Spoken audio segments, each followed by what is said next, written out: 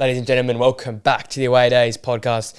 And it's looking a bit different because today it's the solo podcast for myself. A few things going wrong, so I couldn't get the boys back on the couch. But more of a sit-down chat. We've got some camera angles going on here. If you're watching on YouTube, thanks for joining in and appreciate all the support in the recent weeks. But we're back here for episode 55 of the Away Days podcast. And what a weekend from the Premier League once again. We're obviously here on a Monday chatting about the Premier League, and it never fails to deliver. The title race right now is ridiculous at the bottom as well. I've got a lot to talk about that in this episode here because we have got something very exciting coming up here at the bottom of the table as well. People forgetting what can be done then, the excitement of a relegation scrap. So we'll touch on that. We'll touch some of the big games, and we'll look forward to one of the few other big games coming up next week as well. It's done like we do most weeks with what we learnt from the weekend. And for me, here it is. Here's the start of this episode sort of theme that Luton Town can absolutely stay in the Premier League, and the relegation scrap is what I learned is absolutely back on here.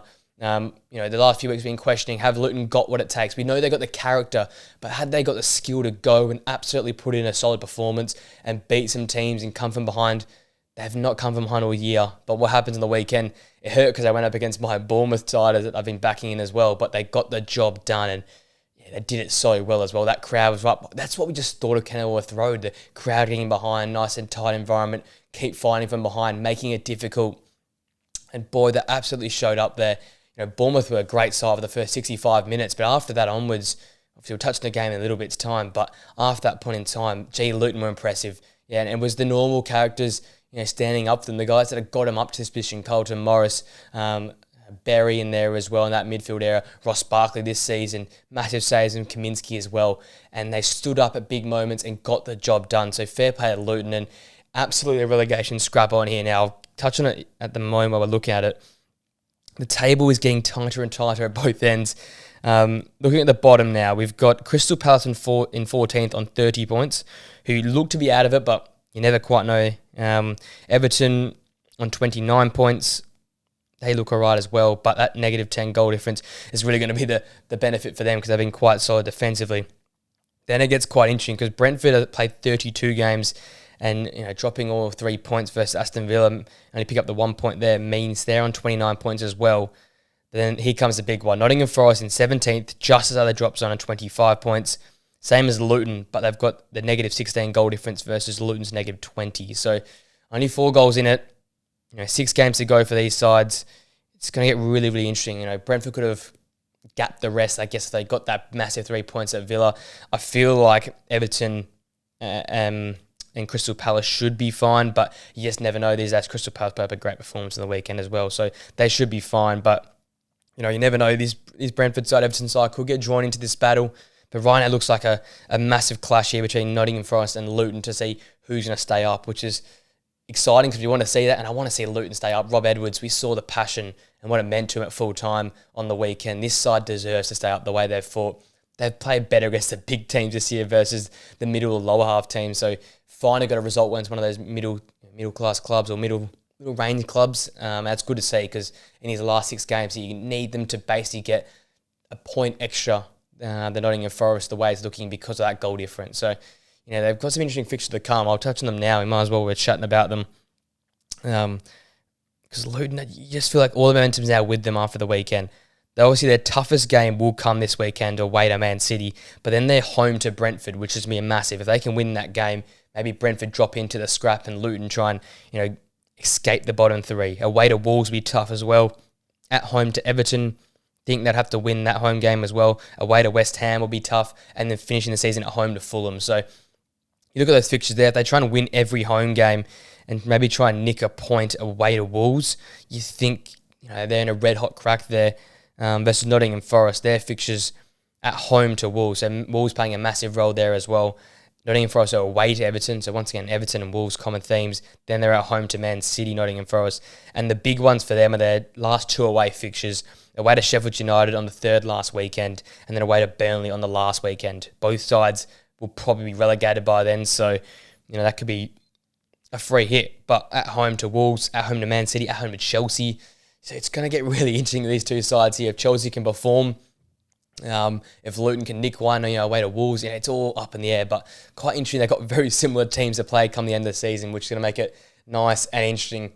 Let's get into the games of the weekend then. We're starting off with Crystal Palace 2, Man City 4. And gee, early on here, when that first goal went in the first 3 minutes from Mateta, I thought, wow, Man City going to, hand the title away, hand their grip of the title away here at Crystal Palace. Because Palace, didn't see the ball for the first 3 minutes, but the first time they saw it, they were through on goal and they scored. And I thought, is this Man City, tripping up here, failing to convert, Rodri getting caught on the ball later on in that first half as well. But John Stones dispossessed someone you trust early on to create the chance. And you thought, Man City really up for it. They don't like these big sides, don't like the early kickoff. Are they just slightly off? But boy, did they respond well. Like after that first goal went in, Henderson's goal was under repeated threat, and Crystal Palace, fair play, they fought hard in defence, but gee, they were getting a Man City onslaught there. So it was real tough defensive work needed to be done, and it was Kevin De Bruyne with a piece of quality as well. Gee, cutting in that right side, right-footed effort, right into the corner of the goal. I don't think you can pick it out any more corner than that. Just a perfect response after a shaky start to the game. And that 12th minute, that's what you needed, right? Just to settle the team down away from home. Crystal Palace, a new manager, and Oliver Glasner, making it hard, right? And they responded in the right fashion there with Kevin De Bruyne. And it just feels like every season we see this from Kevin De Bruyne. We see this from Bernardo Silva, from Gundogan when he used to be there, Rodri. These guys are just clutch players. They stand up at this time of the season.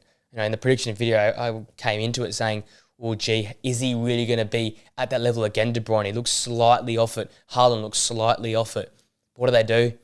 Come out in this game here and absolutely perform. Not use midweek versus Aston Villa, average versus Arsenal. So they come back and they put in a world-class performance here. And that's just what makes City City. And that's why everyone still probably backs them to be title favourites, because they just get the job done consistently. So fair play to him in this game. De Bruyne was superb.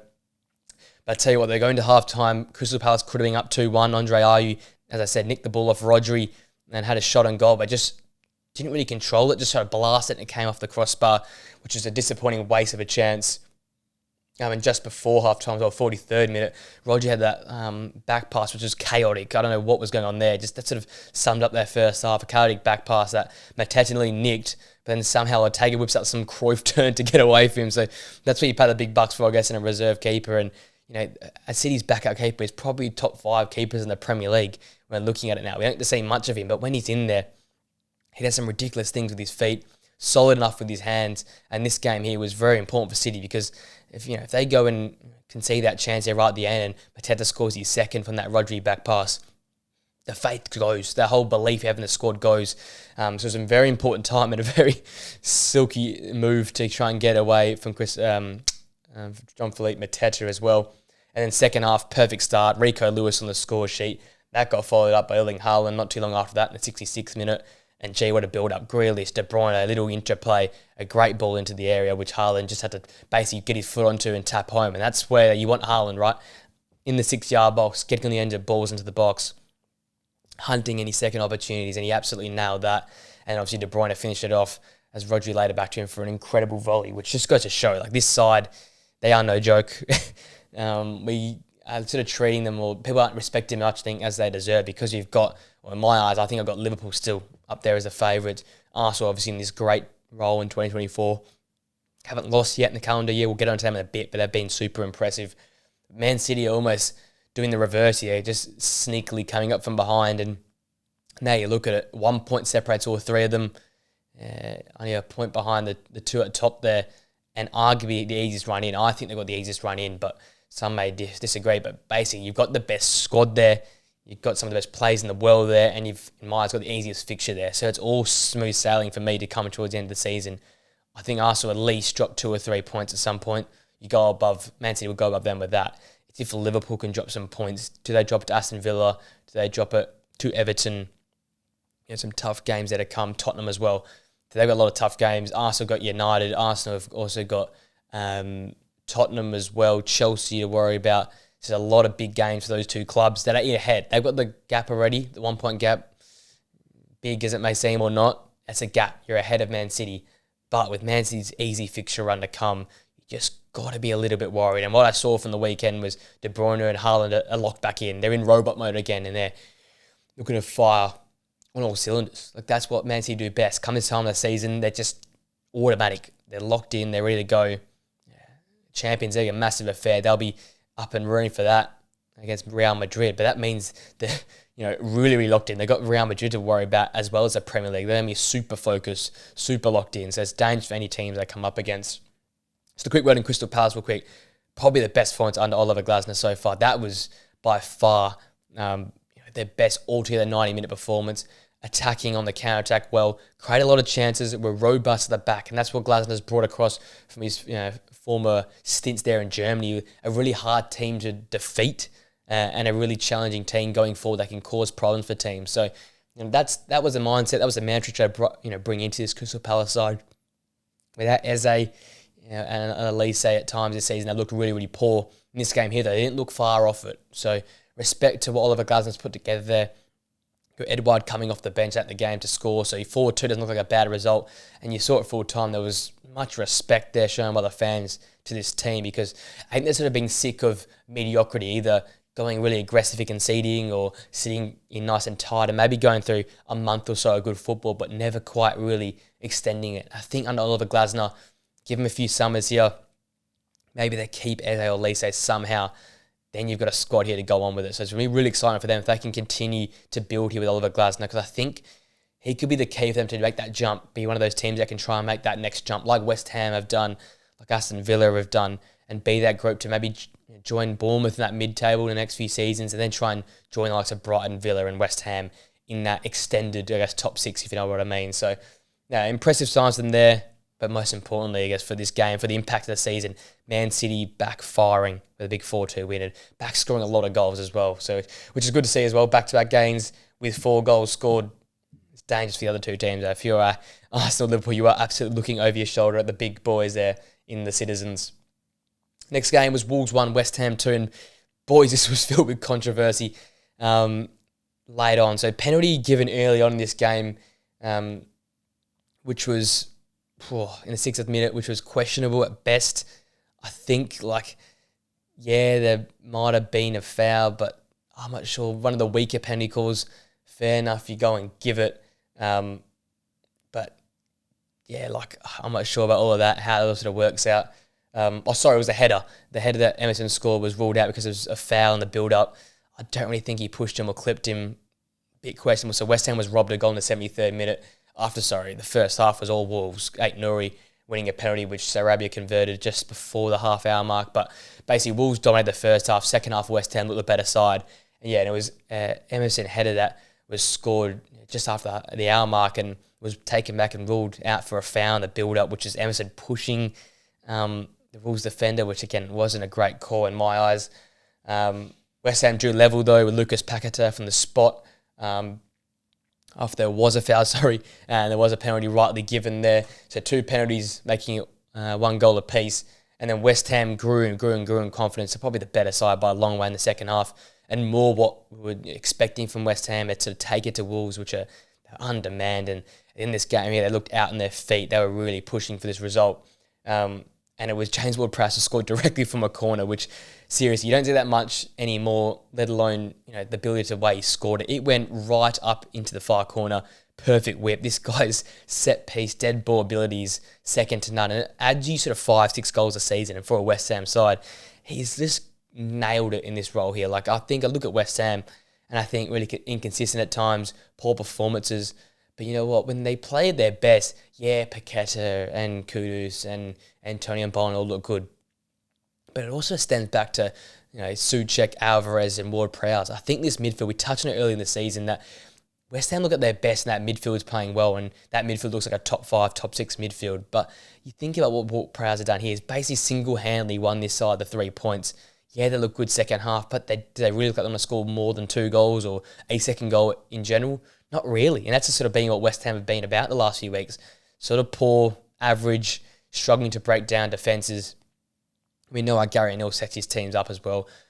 Similar to Moyes, really robust, hard to beat, tough back line to break through. But it took a moment of brilliance from James Ward-Prowse. And once again, you look at times this year, Souček's come up for winners. James Ward-Prowse had great free kicks, and this goal here from the corner. They've won them so many points that it just goes under the radar. I think people need to start appreciating what these midfielders have brought to this West Ham side.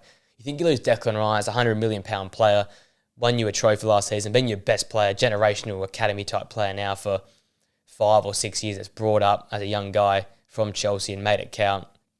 You sell him away to another London club and Arsenal, and you think, how are you going to replace that? How are you going to replace that leadership, the captain, the ability on the ball, the ability to go forward, ability to defend? They bring in a great accompanying cast. They've got Souček at his best again. James Ward-Prowse, a Premier League proven midfielder. It's an average when he plays, an absolute animal in that holding defensive midfield position. Yeah, they might have missed with loaning in Calvin Phillips, but that extra cash that allowed to make at least one mistake because everything else they've nailed. Kudus on the flank or down the middle, ridiculous this season. One of their best. They've made the money count. So fair play to West Ham and fair play to David Moyes and how he's got this team working and how he's just found how to work out that midfield three. You think about it, Ward-Prowse, Souček and Alvarez, you think very defensive, not much output for them. But with the way they work in a trio, with Ward-Prowse going forward at times, playing out sort of number 10 spot when Souček pushes up and almost becomes a second striker in behind with his heading and attacking ability, they've just worked it so well. And it's fair play to West Ham when they've done that now.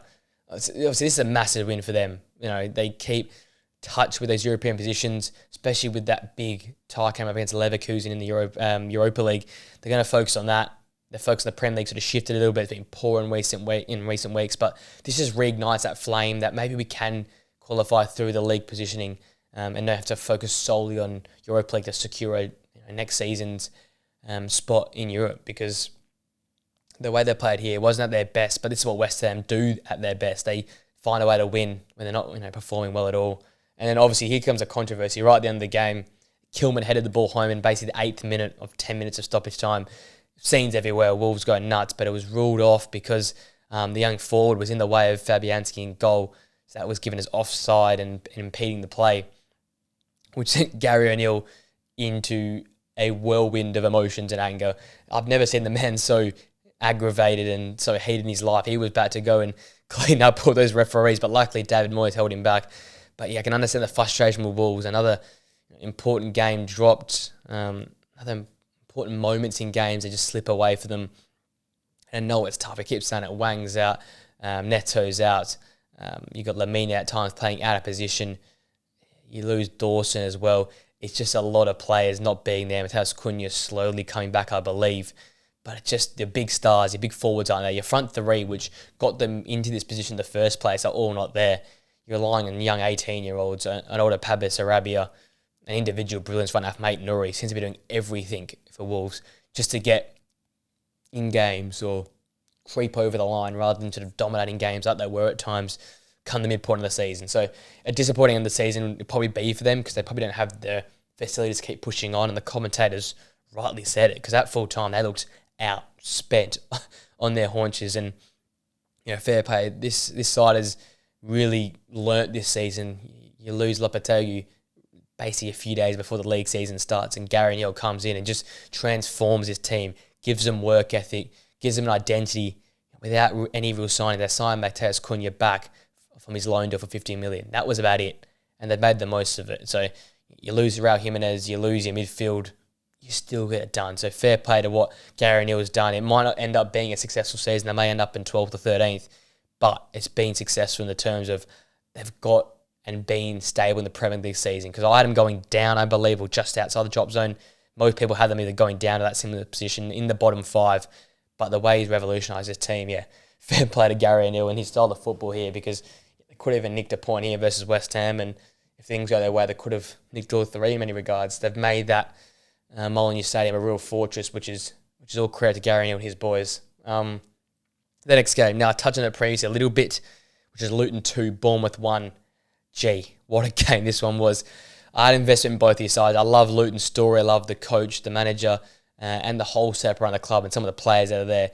But I also have a very soft spot. We all know now in this podcast, Andre Areola. I love the football he's producing at Bournemouth. And it was a missed opportunity for Bournemouth and one capitalised by Luton. They got the impressive 2-1 win. It was all Bournemouth early on. Tavernier finally opened up the score in the 52nd minute before absolute chaos in the last sort of 20, 25 minutes. Jordan Clark levelled the game in the 73rd minute, and then with the last kick of the 90 minutes, Carlton Morris came in front, attacking Cooley Woodrow's cross to put the ball home for 2-1. I tell you what, this game was yo-yoing deluxe. I think Bournemouth hit the upright, the crossbar, and maybe the upright again. I think they hit the woodwork 3 times in the first half. They should have been clear night and day out in front. Thomas Kaminski with some massive saves, big missed opportunities. They were beautiful to watch in the first half, transitioning from defence to attack. Lloyd Kelly looking solid at the back. Milos Kerkez playing his best football. That midfield was basically bypassed in terms of how quickly they transitioned from defence to attack.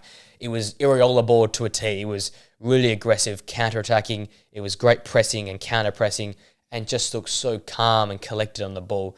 I look at this 11 here. I'll touch on it now.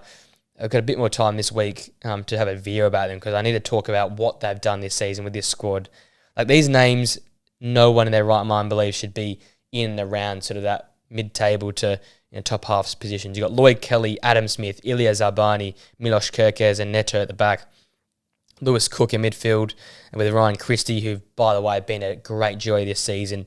And then you look at this sort of front group, I'm going to call them: Marcus Tavernier, Justin Cliver, Antoine Semenyo, and then Dom Solanke up top. And you still got guys like Roman Favre, Philip Billing, Alex Scott, Dango Utara, Enes Unal, Marco Senesi, Max Aarons off the bench. So they're building here a nice squad, and the investment's being used rightly.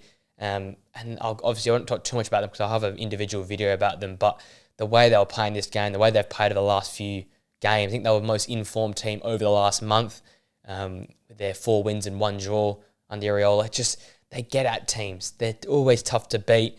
And they've learned, as I said in previous videos, they've learned and adjusted to winning games in different scenarios. At Luton here, it would have been a good chance to develop that again, dealing with an away crowd, but I just couldn't get over the line. And that's when I get to Luton now. Gee, they were just, wow. Just, felt like you had to be invested in this group where the way the crowd was getting behind them, the noise was electric. It was so loud in there. And as I said at the start of the video, this is what we expected with Luton this year in the Premier League.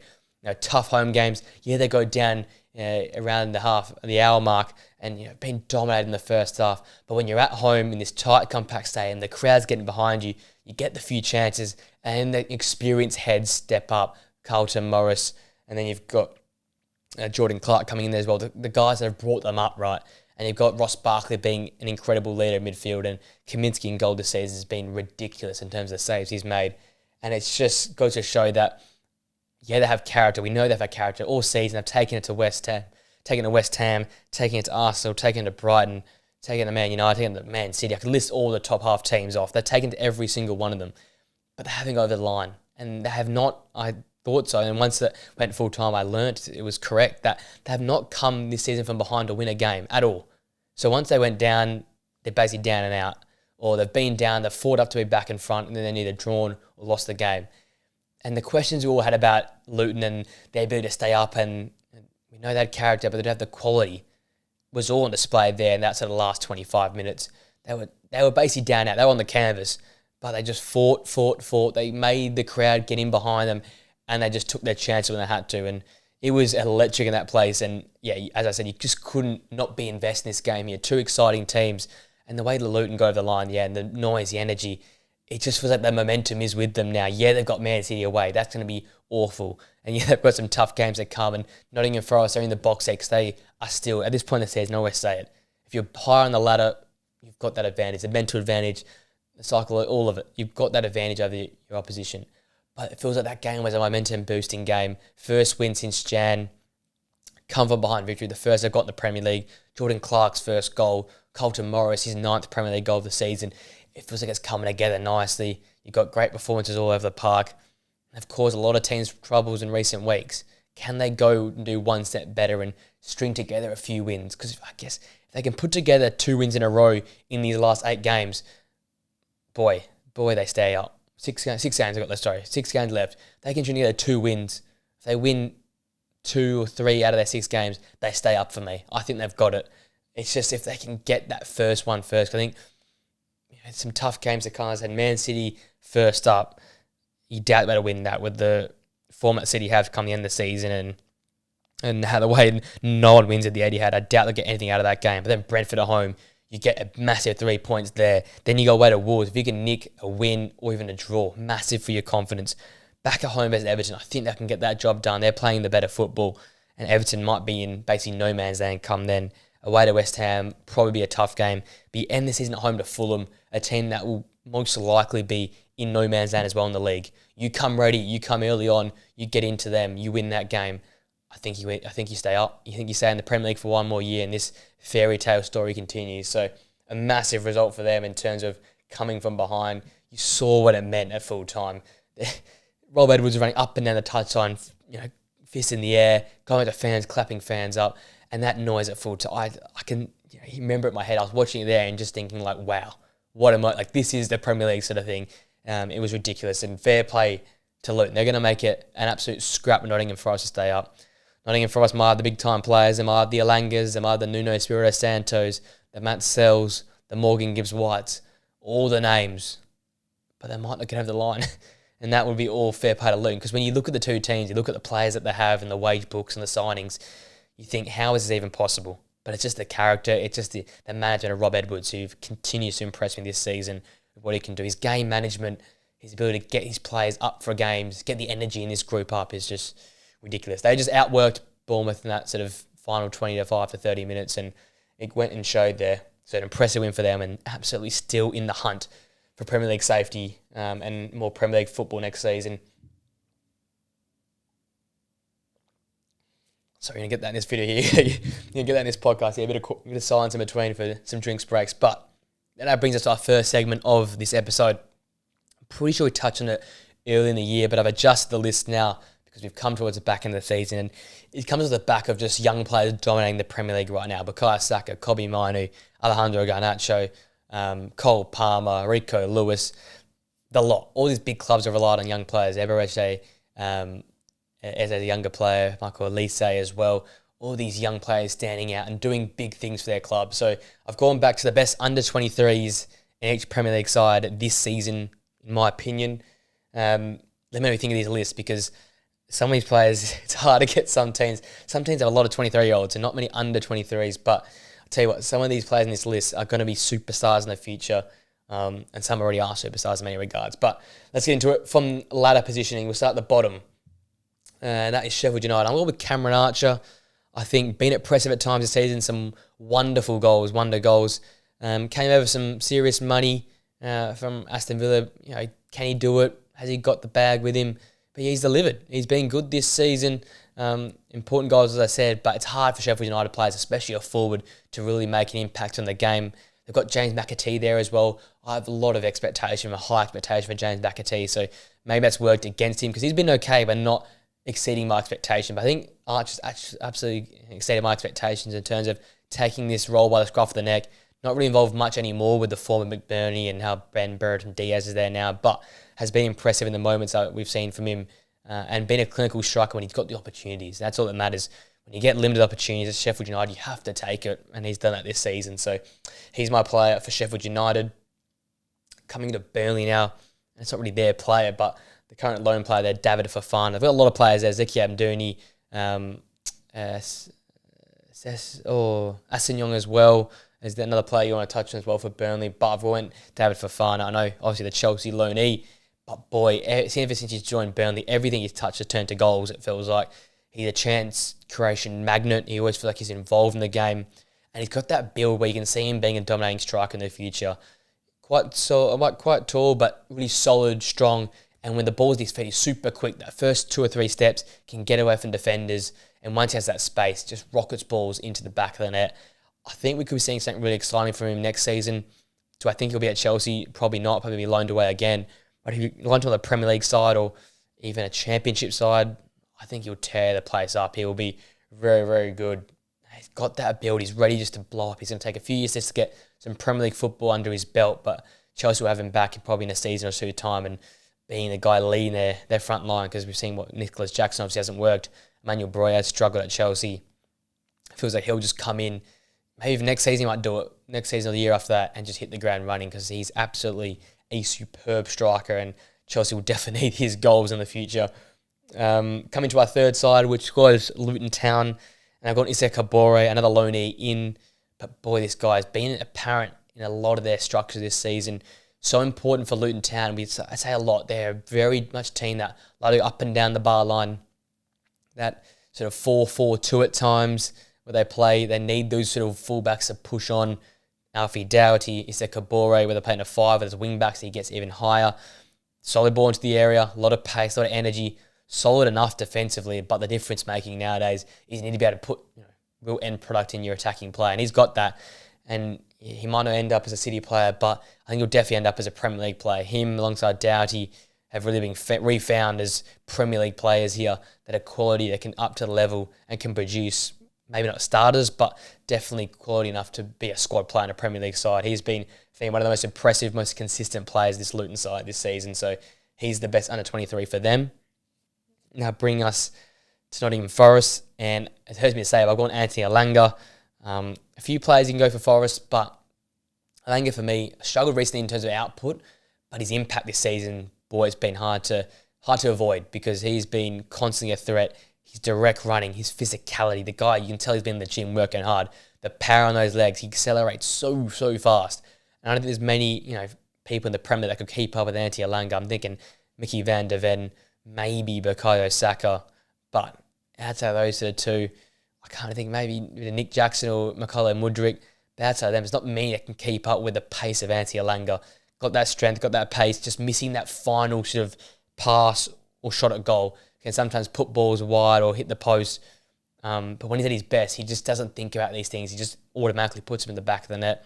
We saw that period under Rangnick at Manchester United. We've seen what he's done the first half of this season. He's got the package there to tidy a few things up, but once he does, try and stop him.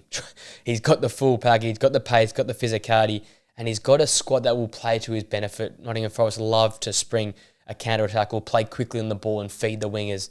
And his relationship with Gibbs wide and now building with Nico Williams down that right or left-hand flank, wherever they sort of put him, has been great. And I think he is definitely the future for Forest. If they stay up, they will love to have him again next season. If they go down, I wouldn't be surprised if other Premier League clubs come in for him. It'll be a probably decent price, looking at probably £30 million the way he's played this season, but has been superb nonetheless and really living up to what, Ralph Rangnick saw in him. And as a United fan, it hurts because we had him there at the club, but not anymore. Sold him away. But he's absolutely, hit the ground running here this season with Nottingham Forest and deserves all the praise he's getting, I think, this season. Coming to Brentford now. Again, not that many options, but I've gone with something probably a little bit different people wouldn't expect. I've gone with Aaron Hickey. A really versatile player, consistent player, a real Brentford type player, right? You don't see many mistakes from him this season. A lot of mistakes riddled in this Brentford side. Hickey has been one of those consistent figures. When he's played, has not really made many mistakes. Hasn't put too many foots wrong. Important in their build-up play in terms of a safe person on the ball, in terms of possession, come from those wide areas. And I just think he's someone there that will just be a part of this Brentford side for years to come, continue to develop. And under Thomas Frank, I feel like these guys, these younger players and these developing players are given the confidence to play their style of football, to not revert back into these really defensive and negative styles of play. Because Brentford this season, despite where they're sitting in their lack of form, they haven't gone away from their philosophies of trying to play through the lines, absorb pressure at time, but then use the football and play some beautiful football to break teams down. So I think there's someone that will go under the radar, as all Brentford players will do, but it's someone that has to be kept an eye out for in terms of an all-round consistent performer. Another year in the Premier League, which is consistent. You might be seeing some of the mid-table upper clubs look to invest in him and try and see if he can be a part of their future and their building. So I think, definitely a player there for me. Being to my next team, which is Everton, sort of speaks for itself. It's Jared Branthwaite. Just wow. He's going to go for some serious money in the summer, I believe. Either to Man United, Chelsea, maybe even abroad now. We're seeing a lot of English guys go abroad, but a very complete centre-back. Not too many mistakes in his game. Strong enough closing down speed, and then physicality. So strong for such a young guy. Reads the game. I think the IQ of this guy is just through the roof in terms of, you're playing under a dice system, so you're going to be defensive, but the way he's able to adjust his body, read play, get in, stuck in for tackles, be solid in the air, and he's not too bad with the ball at his feet either. It's a full-on package. Get into a big club, see him develop in a more progressive type system, where they encourage a bit more ball playing, where they might be, one-on-one or two-on-two on a counter-attack a bit more. I think we're going to see what he can do, because I think under this guy here is a superb defender that's just waiting to blossom at a big club alongside a great centre-back partnership. I think it'd be rude not to, some of those big clubs to go in for him, whether it be Liverpool maybe looking at trying to place Joel Matip there, looks to be on the out as well. I don't know if he can go from Everton to Liverpool, but he might do that. I think Man United would be a perfect fit for him, especially with Varane looking like he'll be heading off.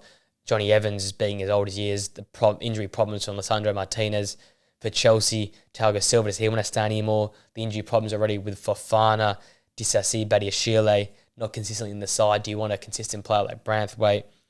Then you look at sides like Bournemouth, I think would absolutely take him. I know they're really solid at the back, but want to add another great defender as well. Even at Brighton, maybe want to look to strengthen that defensive area. Igor hasn't been that great this season. It's probably more used in the left-back position. So, a few clubs there that will definitely take a punch now, I think, in the top half. And I think he definitely deserves a top half move, even a European-type team in the Premier League, because he's got the package there. He's got the IQ. He's ahead of his age in terms of the way he plays his football. So, super excited to see where he lands up. Or maybe Everton somehow keep him. I don't know. But I definitely want to see him at a big club sometime soon. Next one speaks for itself. I think we're touching on it a fair bit either on this show or the Thursday morning show. Michael Olise is my player for Crystal Palace. My favourite Palace. Dynamic. Creates things. Fierce player. And whenever he's involved, Palace win. I've got to find some stats at some point this year. But when Eze and Olise both play together, I do not think, and I cannot remember many games which Crystal Palace have been easily beaten or just beaten in general. Their win ratio must be ridiculous together, because whenever they're both available and fit, good luck stopping them.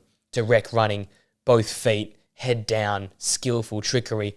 And they especially Olise, works so well with the centre forward or the striker coming in from wide areas, playing little 1-2 triangles and feeding the forward. So, I think his future's going to be very, very bright, the French international. And definitely, I'll take a Man United in the heartbeat. This guy creates things for fun. So, definitely want to see him in a big club soon. For Fulham, it's Rodrigo Muniz. The man he's owned the last few months. His goal-scoring record has dropped in recent weeks, but he went through that great run. We just couldn't miss. I think it was 8-8. Continue to be a threat. Some ridiculous sort of scorpion-type kick goals, tap-in goals, headed goals, great finishes. He just had the lot in this package here. And this season has been fulfilling for me, because Raul Jimenez went out, as I always say, he went out to that period there, that Newcastle game, without a bit of a good run there, Fulham.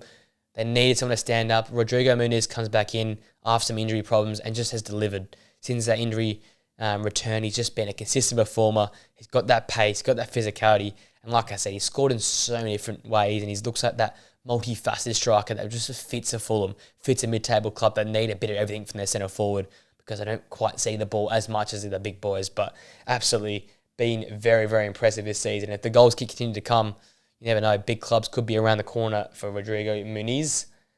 Next is Bournemouth. I'm going to Ilya Zubani. Touching him in the Thursday podcast last week. He deserves a big move, 100%. I know he's come this season to Bournemouth, but his composure on the ball, such a young age, ball playing under this system here at Bournemouth, which, yes, they push on the front foot a fair bit, so he can be exposed at times at the back, reads the game well, IQ through the roof, and just made for a big team. I think he's destined for a big club at some time soon. People need to start appreciating these Bournemouth talents. Milos Kerkez, Ryan Christie, Ilya Zarbani, obviously Dom Solanke, Antoine Semenyo. These guys here, wow.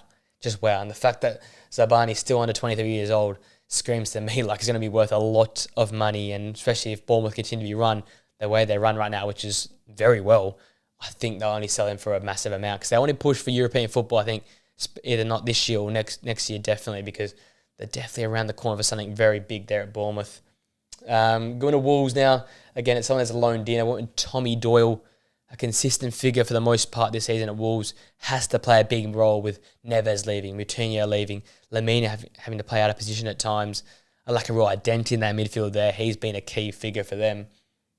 An exciting future for the kid. I think he's a versatile type player, can play at the number 8 role, could play him at the 6 if you want to at times, but he's got that goal threat as well, so would love to see him at the 8 in the future and continue to perform at the level he's performing at. Now some of the big boys. Same with Brighton, it's Julio and Ciso.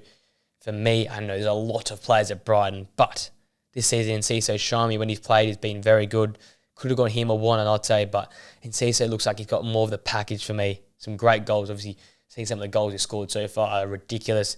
His ability on the ball is great. I think the way they push him out wide at times can sort of mean his involvement gets diminished, but Brighton this season are a bit of just a holding pattern, just to establish themselves as a top half, top 8 Premier League side. And whenever he's played for them, when he's not been injured, been a very important part of their system. So for me, and a very important player and someone that, definitely look out for. Definitely look out for in the future, Hilo and So now to the top 9, coming to Chelsea, Cole Palmer.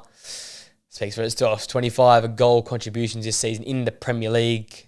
16 goals, clutch goals at that, and single-handedly been the best player in this Chelsea side by a country mile. So he sold the wrong player for he's an absolute superstar and looks like he'll be leading this Chelsea team for years to come unless he gets sick of mediocrity, let's just say that. Next player is Newcastle's Lewis Miley. Been out with injury recently, but I do always touch on it. Comes in against PSG in the Champions League and performs. And ever since has been an important part of this Newcastle unit. They are undermanned big time in there. Joe Linton missed major periods. Tonali's obviously missed a great period of time. Bruno Guimaraes has been available for most of it, but it's probably not the best midfield balance. You just got Miley and Guimaraes. He's had to learn different positions, playing in the 10, dropping into an 8 at times, playing in different combinations in midfield, but he's made it count. And I think for a 17-year-old, the sky's the limit here. I think, touching it a few weeks back, actually a few months back, I could see Bellingham, Manu and Miley being the combination for the Euros for England, in the next few years. I think that's a dynamic midfield trio that has that youthfulness but has that quality in the ball. They're not phased by many people and they perform at such a high, consistent level for someone so young. To West Ham, I think the one only under 23 was Divin Mbuma. Impressive player. Seen not much of him yet. Just had to put him in there. The only under 23 that West Ham have got. Then to United, to my boy Kobbie Mainoo. Once again, a world-class performance last night versus Liverpool. Continues to impress on a consistent basis. I think this guy should be walking into that Euro starting 11, but does he? Probably not with the way that Southgate goes about it. He's impressed at every occasion he's got this season, no matter what has been asked of him, playing alone in the holding role, playing alongside Casemiro, asked to play in double pivot, asked to play as a more attacking midfielder. He's done a lot this year, and he's full of play and his time on the ball. It feels like he's got so much time on that ball, skips past defenders. Some disgusting highlights of his dribbling, I think, that we put together at the end of this season. He is going to be United star boy, it looks like now. Him, Garnacho and Højlund, they are the keys to the future of Manchester United. And I think the young local lad as well, being Mane, will be the sort of face of Manchester United now, because I think Marcus Rashford hasn't quite lived up to that name. But I think Kobbie Mainoo definitely could. Alrighty, now to the top 5. Starting with Aston Villa is Jean Duran. Don't get to see much of him because we got Ollie Watkins in great form. But when he has played, he's played very well. Cup football, rotational chance in the Premier League, off the bench in the Premier League, great size, great turn of pace, and clinical finisher. He always finds a way to find the back of the net. So I want to see more of him next season. Hopefully we'll see more of him. I doubt Ollie Watkins will be as good as he was this year, so we'll likely see more time for John Duran, but definitely someone to keep an eye out on. He'll probably want to move at the end of next season if he doesn't get much time. He definitely deserves it. He's a young player that needs all the play time he can get to continue to develop the all-rounded style of football and that real modern type centre forward that can do a bit of everything in my eyes. In 4th place at Tottenham, and I went Destiny Udogie for them. Obviously you got Van de Ven there as well, Dragoson. But Udogie's been a consistent performer throughout the whole season, been there for most of the time as well, not really got injured or had a halt in his play style. Will definitely be going to the Euros with Italy, and I'm excited to see how he performs that unit there, probably off the bench, but nonetheless, I'd love to see him get some minutes there. The ultimate modern fullback, attack, gets forward, gets in dangerous areas, and always looks like he's going to put in a great ball or put in a goal of his own. Played a great game on the weekend as well. He's up and down that flank like an absolute turbojet, the way he goes up and down there all day long. So he's in there for me for Tottenham, and probably the most consistent performer through the ups and downs this season. He's always seemed to be in there and always seemed to perform at a great level. For Man City, again, heaps more players to talk about. I went with Rico Lewis, good goal on the weekend. Someone that's got probably the most time out of all the City youngsters under Pep Guardiola. I think this guy will be dangerous. I think I can see him moving to midfield in the future as well. That ability to find the pass, find the vision, very comfortable on the ball, and a very aggressive fullback in terms of under Pep's system. He doesn't quite tuck in or doesn't quite hold in that back three. He pushes on. He'll get in amongst the area, and like you saw on the weekend, he'll get into a dangerous spot and put the ball in the back of the net. His future is going to be super bright, and his talent is just sparkling. And I don't think many people can disagree with that. He's got the full package, and it'll be really exciting to see what he does in the future. That's the two big boys. Now, Liverpool is interesting. A few players are out, a few injured, a few I haven't seen much of. But the one I stuck with is Connor Bradley. He's been a great figure for Liverpool this season. Trent's missed some extensive period of time. And in previous seasons, you'd be thinking, oh, God, who's going to fill in at right back? Who's going to do the job that Trent can do? Connor Bradley's done it. Not quite the Trent role, but done enough, for me. Push forward, doubles up in wide areas, overloads with Mo Salah in wide areas, open up spaces, comfortable in the ball, can tuck in to midfield as well, puts a great ball in the area, and seems to have learned of Trent really well in terms of his positional IQ and his quality on the ball. It's just second to none. I think when you lose Trent for so long this season, you'd think Liverpool will be nowhere near that title, but the fact they are is all down to Colin Bradley. Massive performances in big games, Carabao Cup final, massive as well, played 3 different positions it felt like that game, but did a great job at it. And the top side, obviously, is Bukayo Saka. The fact he's still under 23 is quite ridiculous, actually. But, the star boy for a reason, a superstar in many eyes, and could single-handedly go and win Arsenal's title here if he continues his great form. So he's my final player for this list of under 23 players, the best from each side. Just running over it one more time. We've got Cameron Archer for Sheffield United, David Fofana for Burnley, Issa Kabore for Luton, Anthony Elanga for Nottingham Forest, Aaron Hickey for Brentford, Everton have Jared Branthwaite for me, Crystal Palace I went with Michael Elise, Fulham Rodrigo Muniz, Bournemouth Ilya Zarbani, Wolves Tommy Doyle, Brighton have it Julio and Cisse, and then from the big boys I went Cole Palmer for Chelsea, Lewis Miley for Newcastle, Divin Mbama for West Ham, Kobe Mainoo for Manchester United, Destiny Udogie for Tottenham Hotspur, John Duran for Aston Villa, Rico Lewis for Manchester City, Connor Bradley for Liverpool, and obviously for Arsenal, Bukayo Saka. I'll tell you what, you can put it together quite a serious combined 11 with under 23 players that could probably push top 4, maybe even in the title race. Some of the players there, you think about it, Saka, Elise, Zarbani, chuck in Branthwaite, Cole Palmer, Kobe Mainoo, Destiny Udogie. That's a Rico Lewis, yeah. It's a serious starting 11. I might have to do that next week. I might have to put together combined under 23's 11 because they have some serious names. And just go to show, that's why I've done the segment. This year in the Premier League, so many young players will stand up from their sides, especially the big boys. Like, the work these young guys have done is just, super impressive. And I think the future's looking very bright in the Premier League. We're in some very safe hands here. I want to quickly touch on 2 games, just fly over these ones. A bit more quieter ones. Newcastle won 1-0 versus Fulham. Fulham need to score early on. They missed some big chances early, and Newcastle just made it happen. They pounced on those in the second half, basically bossed the game and deserved their winner. Bruno Guimaraes scoring in the 75th minute, the 81st minute in his 100th game. After 75th minute, Fabian Schär header was ruled out because of a foul in the build-up from Dan Burn. But a massive win for Newcastle keeps their hopes of European football alive, just in and around that sort of region there. We'll just check on the table now. They sit currently in 8th, only 2 points off Manchester United in 6th. So Europa League football absolutely on. Sorry, not Champions League football, Europa League football definitely on. They're obviously a point behind West Ham with a game extra. But if Chelsea win their game in hand, they got equal points with Newcastle, which is ridiculous how Chelsea have somehow managed to be there despite the football they're playing at the moment. The next game I want to quickly run over it too is Everton 1, Burnley 0. Everton got lucky in this one here because Burnley were their own worst enemy.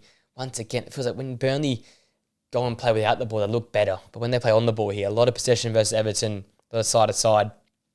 Get a red card from a poor control playing around the back from Dara O'Shea, and then Muric, trying to be lax on the ball, calm on the ball, play out from the back, kicks his ball straight into an outstretched Calvert-Lewin foot, which ends up in the back of the net as well. So Burnley once again being their own worst enemy. What's new, feel like, this season? It's so difficult to see them. We thought they were on a great run there. They thought they could make a real fist this relegation scrap, but that loss there to Everton basically kills their hopes for me. I'll probably be back next week saying they're back in the relegation race, but too inconsistent for me. And these performances like this just make me not believe in Burnley. But I like to see they continue to play their style of football. It just isn't going to keep them up. If you continue to play it down the championship and come back up playing that style of football, hopefully by then you keep most of your players, you get some continuity, and you go back for the Premier League in a few years' time when they've got that continuity. They've got those players around the place that know the system and can play it well, because this game here, Everton weren't great. Burnley were just rubbish, and that's for the reason why Everton won that game 1-0. which basically, as I said earlier, probably keeps Everton away from the drop zone. I think it's now 6 points clear of... 4 points clear of Luton, but with a game extra. So they should be fine now with that result there, and Everton stay up and stay safe for another year, and hopefully they can debut their new stadium next season in the Premier League rather than the Championship.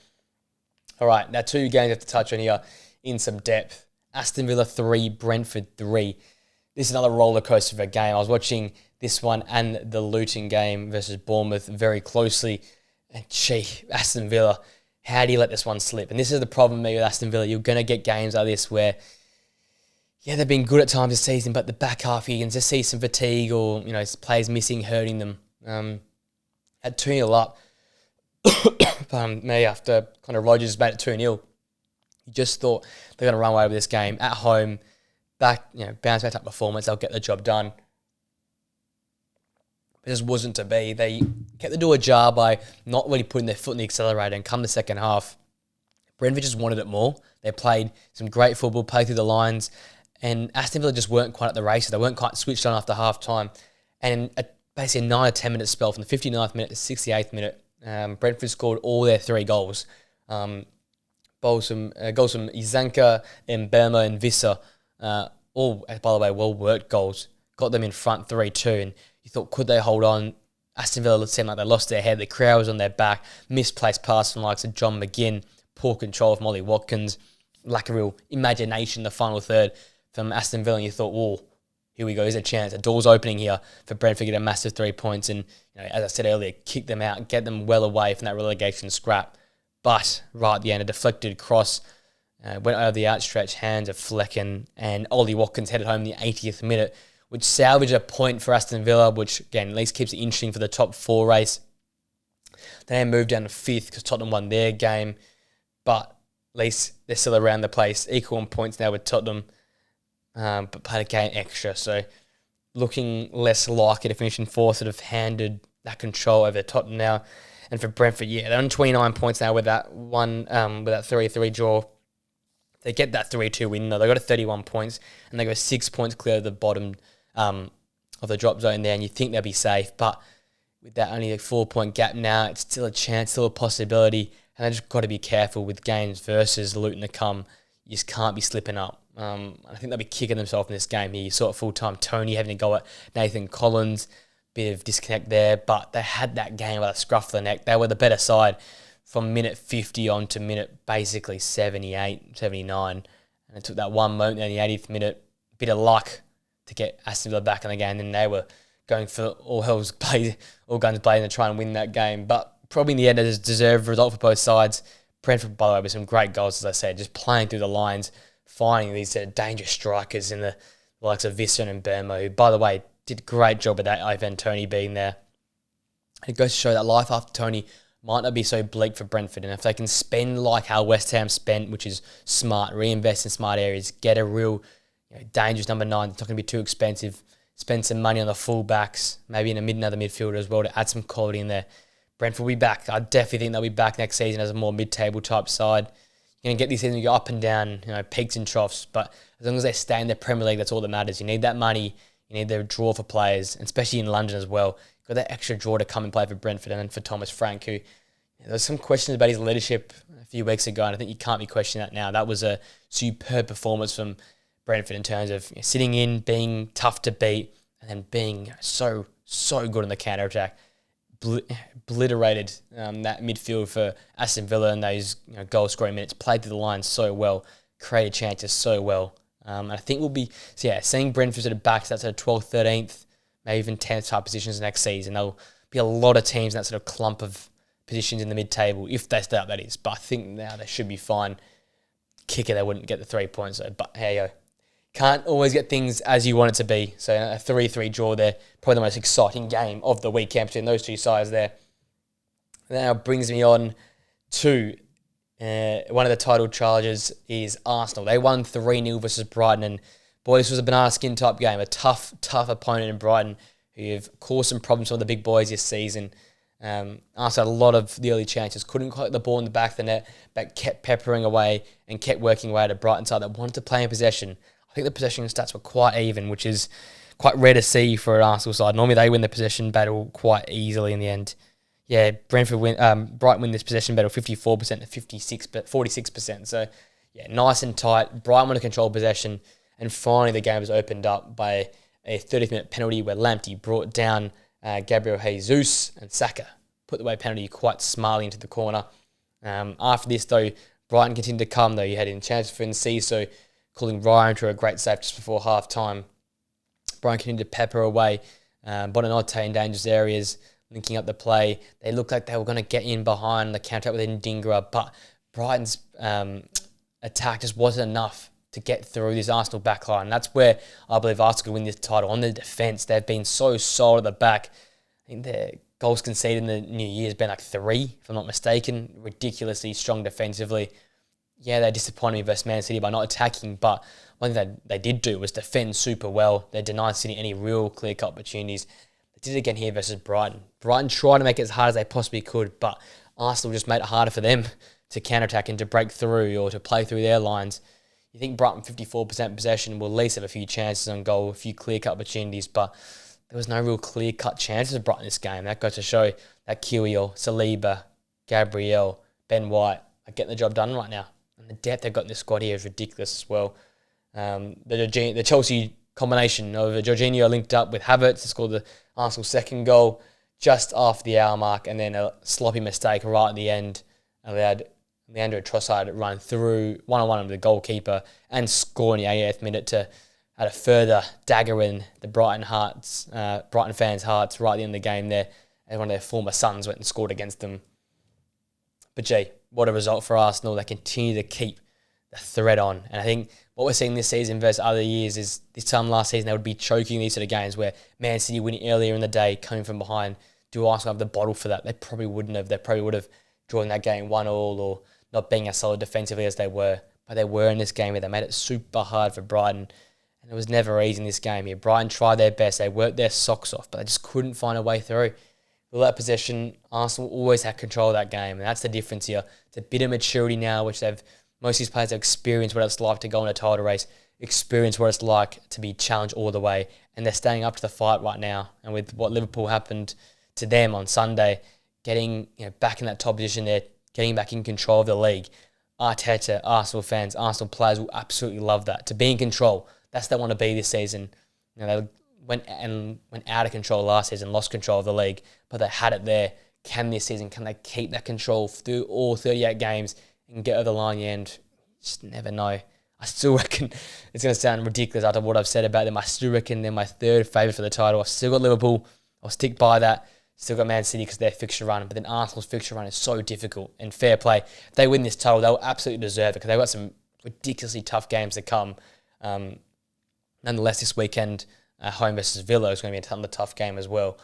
But if they can get it done, all credit to them because they're going to go through some tough tests. They're passing them so far, though. They've won in so many different ways. There's so many ways they can go and close you down, defend you.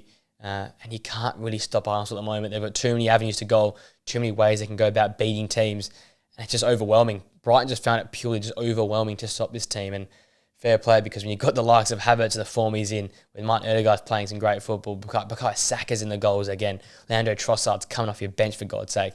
Good luck stopping this team. And that back four is an absolute brick wall right now. You're not going to get past them too easily at all. It leaves him in position 1A. It says the ladder positioning. As I always say, this time of the year, it's where you are on the ladder. That gives you the psychological advantage. That gives you the confidence to keep kicking on, to believe in yourself, and to continue to produce these types of performances. Because right now, they're the most informed team in the Premier League, maybe even the world. They've got all the momentum here since the start of the new year. That rough period through December, they've come out of it. Boy, the players have not looked back ever since. Martinelli seems to be back in that great nick. Saka and Odegaard are incredible. Declan Rice has been incredible. That back four is unstoppable. So, Arsenal fans, fair play to you. Fair play to Flynn. He stayed on the bandwagon, obviously, as an Arsenal fan, but he has actual belief in his team that they can get it done. I can't rule them out at the moment. They're playing some great football, but we're all here for it. We're all here for this title race. Team Liverpool over here with me. Sounds weird to say for a United fan, but I'm still backing them in.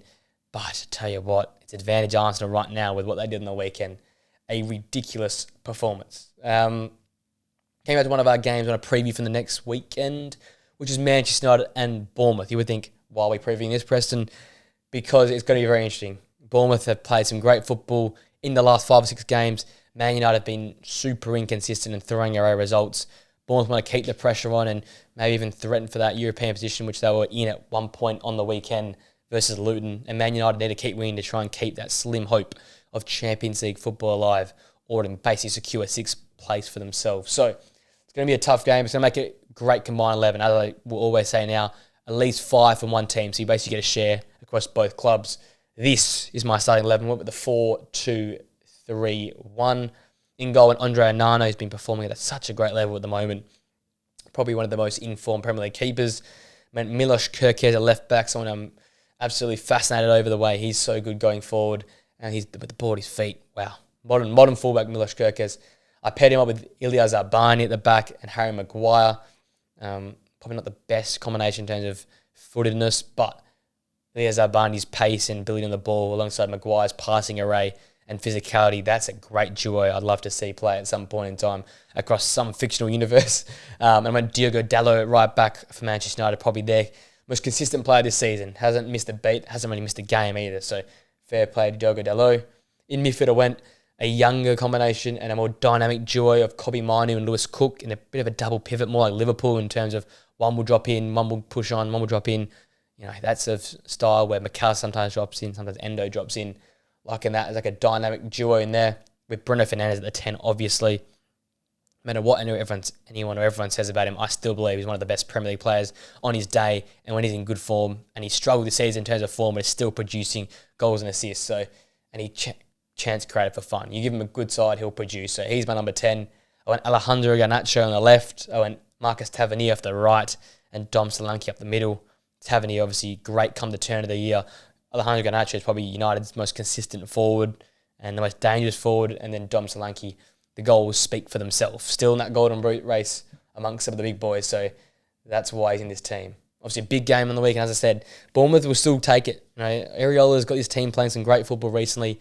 They want to try and secure some European football. As slim as that may seem, it's still a chance. So they'll continue to go for it. They're tough to beat at home. Obviously, beat Man United at Old Trafford. So United want some revenge. They need to keep winning games of football to have any chance of Champions League or to qualify for Europa League footballs. And Erik ten Hag's job might be on the line. So United want to win it as well. So it's going to be a very interesting game. Could have done Arsenal-Villa combined 11, but I feel like we've done a lot of Villa combined 11s in recent weeks. So I've highlighted this game instead because why not? Let's have a few different clubs in here. So to go over my 11 one more time, I went Andre Onana in goal, Milos Kerkez at left back, and Ilya Zarbani and Harry Maguire as a centre-back pairing with Diogo Dalot at right back, Lewis Cook and Kobbie Mainoo in midfield with Bruno Fernandes playing in the 10, Alejandro Garnacho on the left with Marcus Tavernier on the right, and Dom Solanke up the middle. Solid side, probably a top 8 side, which says a lot about these two teams, whereas, you know, Bournemouth, the 11th, 12th, when United are sort of 7th, 6th, 8th sort of position, so it sort of sums up. It'd probably be an 8th base team if we do that sort of ladder prediction style with it, but solid team and fun team nonetheless. Absolutely cannot wait for that one on the weekend as well. Those two teams going up against it. All right, final 3 games, all Sunday games to come now. Obviously, the big talking point is my boys, Man United 2, Liverpool 2. United love to throw away a lead. Tell you what, it is so frustrating watching United at the moment. First half owned by Liverpool. Luis Diaz put the ball in the back of the net in the 23rd minute after he was unmarked. I think Marnie let him run away free at the back post to finish home. And boy, if it wasn't for Andre Onana, it could have been 2 or 3 come half time. I think Liverpool would be kicking themselves if they didn't capitalise early in the game because the first half was owned by Liverpool. Not a single shot for Manchester United. I think 2 corners and not many, I think 4 touches in the opposition box. So nothing. To Liverpool's like 13, 15 sort of shots on goal. I think about half a dozen on target, 20-odd touches in the opposition box, and 8 corners. So at half-time, I thought this is going to be a tough uphill battle, but let's win the game still. And classic Man United this season and in the last few seasons, you're in the game, don't give United a sniff. And coming out of the second half, early in the second half, a poor mistake from Yao Kwanzaa, left his pass short. Bruno Fernandes picked it up and smacks it home from the halfway line on the full. Great finish into the back of the net. That ball was swerving away the whole time, but he made sure it was swerving into the bottom corner. A pinpoint finish and a real leaders type goal to get the crowd up, to get the team up. And ever since that moment, United were in the game, probably the better side. We had some energy and some momentum. And then Kobe Miney produces a Makeda-esque type goal, picking the ball up on the swivel, right foot into the far right corner, curling effort, pinpoint, and sent Old Trafford into raptures once again. And I thought we couldn't do it again, twice in the space of 2 weeks to beat Liverpool when we don't really deserve it. And we're looking that way until right at the end, Wan-Bissaka, for some reason, decides to go down and slide tackle Elliott. The question about penalty or not, I think he just sort of gives the opportunity for decision away from the referee. If you go down onto the ground, you have to get the ball. You basically have to clean the ball up and get it. But he didn't get much of the ball. Elliott has to hurdle, so it gets clipped a little bit by the sliding foot of Wan-Bissaka. And I think it's a fair call for a penalty. And Mo Salah in 84th minute converts to make it 2-2. Liverpool were threatening for a chance to win it, but couldn't get over the line. So 2-2. In the end, not a fair result for Liverpool, people fans would think. But I think United did their best in terms of that's the way we're always going to play. We're going to play without the ball, play on the counter-attack, play with moments. That's this United team this season. It's not much of a great side. And with all the injuries, Willie Kwambala had to play at centre-half alongside Maguire. Saying that, Willie Kwambala, what a performance from the youngster. He put in one of his best performances this season. Again, a young teenager playing, 3 teenagers playing for United. The first one was ever happened versus Liverpool ever in, I think, the Premier League history at least, maybe even English football history. But there you go to show such a useful side out there and still producing some decent results. And it's funny because the experienced players like Rashford, Casemiro, many regards Wan-Bissaka had poor performances, but it was the likes of Højlund working his backside off, Garnacho always being a threat. Kobe Mainoo with one of the great performances again. He doesn't make a bad performance at the moment. Diogo Dalot was great. Willie Kwambala was great. But it's, again, your experienced heads, experienced faces, your big-time players should be standing up. And I think I'm tired of these sort of big, experienced players just not performing for me. The youngsters getting it done, so trust the youngsters. I think that's what Erik ten Hag sort of gone with at the moment. For Liverpool, it's not unacceptable, but it's disappointing for them. And the fact that now you've given up that control of the lead, of the league title race, go second out of Arsenal, behind on goal difference, and now 90 shots across 3 games versus Manchester United for Liverpool, and they still haven't won a game versus Man United. A 0-0 at Anfield, a 2-2 here at Old Trafford in the league, and obviously that 4-3 loss in the FA Cup. They will be wondering how they haven't won all 3 of those games, and I think that's going to hurt their season and hurt Klopp's legacy in many regards, because you give up the quadruple, you make it hard now to go win the Premier League. It's just tough. They'll be kicking themselves. Had 60% possession, 28 shots. You'd be thinking, how do we not win this game? And it could come back to hurt them. This game could be the one that dents that title charge, because, as I said, Arsenal have got all the momentum. Yeah, they got the tough fixture, but they got the momentum. Man City got the easy fixtures, and they've got momentum. Liverpool's momentum would have been there if they won this game, but they fell short. They drew it, and it feels like a loss for Liverpool. As I said, they're still equal top on the Premier League table, but it just feels like a loss when you draw to your rivals that have been so poor all season. When you have all the opportunities, even Jurgen Klopp said it. If Man United play like that versus Arsenal will win 100% of the time, because Arsenal just play some better football right now. I think he's right. I think Liverpool weren't at their best. They haven't been at their best versus Man United all season. It feels like a bit of a bogey team, because outside of these performances versus Man United, they've always had great games. It just seems to be the way Erik ten Hag sets up. Maybe the derby feel just doesn't do well or bode well for Liverpool at all. So, disappointing result. As I said, I still have them somehow, maybe just blind faith. I still have them as title favourites. I think they've got what it takes. You see some of the big players in these games. McAllister, Endo were ridiculous. Van Dijk was great as well. Robertson was okay. Just feels like though they've got those players that will stand up in big moments, and they've got the gap over City still. They've still got that 1 point gap over City. So, absolutely take it. And the result in terms of they'd rather not lose it, especially with Man United, how we started the second half. But disappointed not to take all 3 points from that game there. All right, our final 2 games, our penultimate one being Spurs 3, Nottingham Forest 1. Classic Spurs performance at home. A lot of possession, exposing the counter-attack, nearly bottling the game, but then second half coming alive. Because Nottingham Forest, if Wood had scored from point-blank range in around the half-hour mark, a whole different story. If Nottingham Forest go 2-1 up, I backed them in to at least get a point. But he misses that point-blank chance. He did score the chance early on with a great play on the right flank there. Alanga and Williams linking up nicely before getting the ball to Chris Wood's feet. I think he's now 4-4 and 12 goals in the Premier League season this year. So he was great, but then misses that big chance in point-blank range. I think if you're not a Forest fan, you'd be hating that moment back. He's literally meters from goal. I know he has to get it up and over the keeper, but the way he just blasted it with no control at all from so close was just like, infuriating. And Spurs would make that count. Second half, Mickey van de Ven, followed by Pedro Porro's furious strike within sort of 10 minutes of each other. Killed the game off. 3-1 win for Tottenham. It's another chance of Tottenham getting done at home. They're a very hard team to beat at home, and they're very aggressive. They give up so many chances. It was such a back and forth game in that sort of opening 50-odd minutes. But after that, Tottenham basically took the game by the scruff of the neck and controlled it and got a deserved win. They now take advantage in that top four race. If people still want to talk about the top four race, that's what it is. They take advantage there. Very impressive performance in the fact that, could have slipped away from them, but they kept on the foot on the accelerator. And once again, second half FC, it was there for Tottenham at the moment, they just sort of warm up, and the second half, bang, they get going. And by the way, Brennan Johnson and Timo Werner right now producing at such a great level. They're sort of covering up for Son having a few quieter games and Madison struggling. So keep an eye on those two there. They've played at a very, very high level. And then we come to the final game of the weekend. And I don't know who's worse, Sheffield United or Chelsea. I touched it in my prediction. I said I wouldn't be surprised if Chelsea somehow managed to drop this game in terms of drop points. They drew 2-2 to Sheffield United.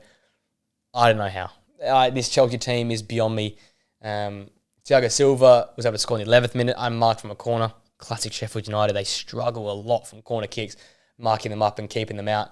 Then Sheffield United gritted a run there, responding to Chelsea's pressure. And it was Bogle who topped that off with a 32nd minute goal. Petrovic once again with a poor mistake. I know he's sort of predicting a cross, but he went so early that Bogle said, I'm just going to go to the near post and smashed it past Petrovic to the near post. Chelsea then regained back control of the game. Nodi Madueke found the back of the net in the 66th minute. Palmer's 9th assist of the Premier League season. His 9th of 25 goal contributions he's had in the year. And despite Chelsea looking clear, home and hosed, they've rode all the bad luck. They've got through the game. It was Ollie McBurney who wanted it more basically in the 93rd minute. The ball was just floating in, flicked on by Gustavo Harmer. It was sort of floating towards the penalty spot, and he just got there first and nodded the ball or flicked the ball home with his foot. Scored the late equaliser. Sheffield United are definitely not staying up, but some great moments from them and a great result. I think Chelsea are the only team in the Premier League not to take points off either Burnley or Sheffield United, which shows their season. You go and make this ridiculous latest ever comeback win over Man United, then you go and draw to the worst team in the league by a long way in Sheffield United. It's all over the place. And once again, the pressure builds on Pochettino, and my faith in him is dwindling by the game. I don't know how you drop a game like that. And the cameraman nailed it. They panned to Thiago Silva at full time, and he just looked dumbfounded. He's thinking, how have they ended up here with this squad, with these players producing this poor performances? And it just feels like Cole Palmer or nothing for Chelsea. There's not enough great performers around him to produce results. They have moments in games, they have possession in games, they have a few chances, but they're just not good enough. Simply put, they're just not good enough at the moment.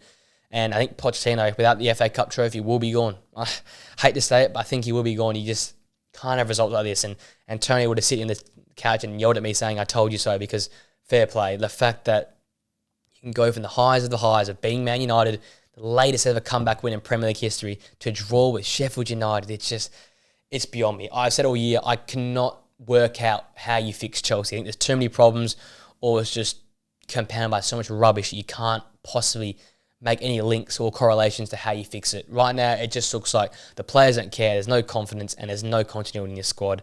And as such, I don't think Poch can do anything. I don't think anyone can do anything. I don't even think Pep could fix his squad. It's just a shambles at the moment, and I feel sorry for Chelsea fans, because that right there was pathetic yesterday versus Sheffield United. But it's not pathetic in the fact we didn't expect it. I somewhat expected. I was close to predicting a 2-2 draw, Sheffield United and Chelsea, because that's just what we expect from Chelsea now, and that's just the way the club's gone. And it's just frustration after frustration for this side. And when you have a chance to potentially push yourself right up there in European chances, they bottle it. And in the end, the draw doesn't look that bad, because you look at the table, they sit in 9th on 44 points. They win their game in hand. They go equal on points with Newcastle in 8th.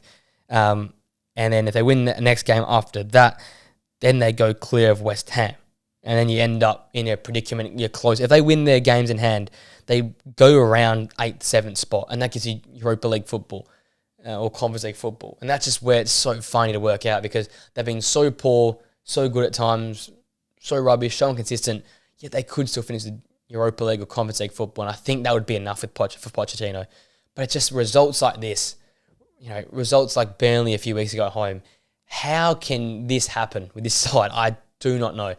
If they finish in 7th and they don't win an FA Cup, I still believe they should stay, but God knows how they finish in 7th. If you can go a year without winning against those two bottom sides and yet still finish there, fair play to Chelsea, because you've done a madness. They've drawn to Arsenal at home, probably deserve the win. Drawn to City at home, could have won it. Beaten United at home, ridiculous performance. Beaten Tottenham away. Like, they've had some great moments. They've had some equally poor moments as well, and it's just so hard to read it. I don't know, each week I feel like I'm changing my opinion, but I think that's just what Chelsea is this season. It's so bipolar almost. It's one week is good, one week is bad. You just can't read it. It is so hard to judge, and you know what? It's going to be interesting to see what happens here, because their run home, I'll just touch on it now. I don't think it's necessarily that difficult in terms of, yes, they can pull some results out the bag here.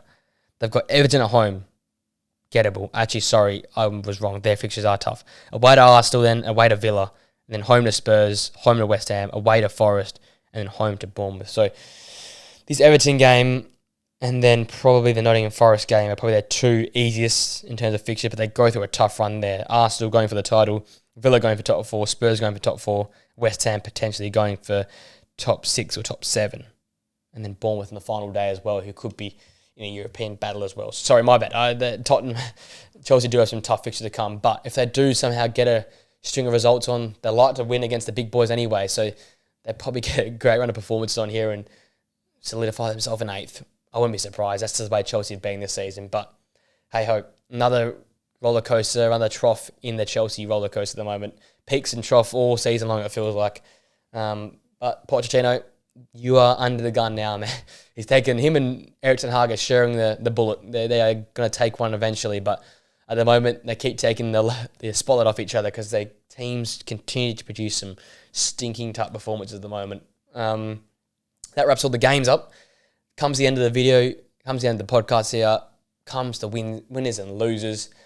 I start with my loser. It is Bournemouth, my second team almost at the moment, who are momentarily in 9th. When they were leading versus Luton and results were going their way, they were sitting in 9th in the league. And I kept saying it, I think they can get to Europe. I think if things go their way, they can get to Europe. But they had to win that game there. And I think now it's going to be very difficult if they can make it up that table there. I think they sit in 11th now, if I'm not mistaken. 12th now. 12th now with 31 games. Chelsea, obviously, with playing their 31st, got to 47 points. So that takes Bournemouth 6 points behind that. So, yeah, it's not looking like for Champions League, Europa League, looking like for European football, Conference League or Europa League. But at one point in time there, they're on 44 points, which would have been ahead of Brighton, ahead of Wolves, ahead of Chelsea. Obviously, Chelsea would have drawn and then got that point back. So they would have finished this weekend in 10th spot. But on 44 points, there would only be 4 points on West Ham with a game in hand. And they were in 7th. So, yes, I was being hopeful. Yes, I really want this to go well for Andre Iraola. And they were so close. But Luton, obviously, just the chaotic, the belief got them over the line and the fight got them over the line. But at one point in time there, Bournemouth was sitting in 9th. They would have ended the week in 10th. They would have been in touching distance of Europe. And I so think they deserved it with the football they've played this season. So they're, for me, the biggest loser of the weekend. The winners for me, it's got to be Arsenal. I could try and touch on someone else, but it's got to be Arsenal. You know, Liverpool draw and could have lost to United. United do Arsenal a favour. Arsenal winners in terms of, yes, they keep responding to the challenge. City win early in the day. This time last season, Arsenal would have folded, either drawn or lost that game and would have capitulated. But they stood up to a tough test in Brighton. They show what they're all about. They got a massive 3-0 win. They continue to keep this unbeaten streak going in 2024 in the league. And they're in the momentum, the form of their life. And these young stars are living up to the expectation. They're getting it done. So fair play. For me, they're the winners of the weekend. You could have put Luton in there as well, but I put them as what I learnt from the weekend. So sharing it around a fair bit. So my winners being Arsenal, and they continue to keep up with the fight here. And my loser being Bournemouth, who could have been 9th, but now sitting 12th. That wraps up this week's podcast. It's a solid podcast. I hope it looks all right with these new camera angles and me just sitting here on a couch. I know it's probably a little bit boring, me just speaking to you behind a camera. But let me know what you think. If you enjoy it, please let me know. Smash a like on it, share it, subscribe it, give me the numbers to see it, or just leave a comment in the comment section down below, because I might start doing more solo podcasts come the off season, end of season. We might even start implementing it for the start of next season and see how things go. But we'll be back on Thursday. Me and Nathan will be here for the midweek podcast. A lot to talk about in the Bundesliga. A lot going on there. Serie A is heading up for that 4th, 5th type spot there. Even the Bundesliga for the final sort of Conference League and Europa League positions as well. So much to talk about. Athletic Club won the Copa del Rey as well. So lots to talk about for Spain as well. So massive midweek podcast to come. More lists and combination chat to talk about. And you won't be able to just listen to me constantly speak to you for an hour and a half. I hope you enjoy the podcast. If you do, guys, please smash a like on it, subscribe to the Players Zone channel, and share the channel with mates who would enjoy this type of content. Also, 5 stars on Spotify would be much appreciated. Following us on Apple Podcasts, checking out the clips on YouTube as well. They'll all be there. I appreciate you for sitting here and dealing with me for an hour and 20 minutes. Hope you have a great rest of your week. Enjoy the football action with the midweek Champions League stuff to come as well. And I'll see you guys on another podcast or video very, very soon. Till next time, guys. See you later.